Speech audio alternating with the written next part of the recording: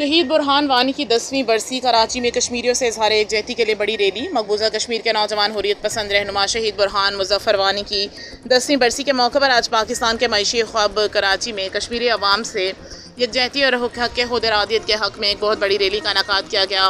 Art council से Karachi press club तक निकाली जाने वाली इस रैली में न सिर्फ सियासी कारकुनान बल्कि जम्मू या कश्मीर से ताल्लुक़ रखने वाले मुक़्तदर हुर्रियत पसंद रहनुमाओं और शहरियों ने भी बड़ी तादाद में शिरकत की। कराची प्रेस क्लब के बाहर कायदीन ने शहीद बुरहान मुज़फ़्फ़र वानी की कुर्बानियों को ज़बरदस्त खराज अक़ीदत पेश किया।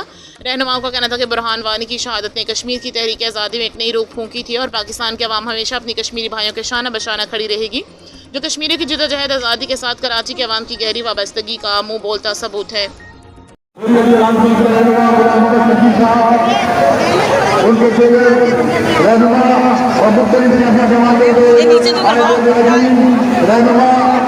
मेरे कराची के मुख्तलिफ जमातों के कारकुनों, अस्सलाम वालेकुम। वालेकुम अस्सलाम।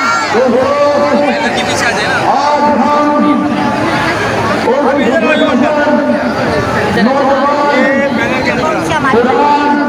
हम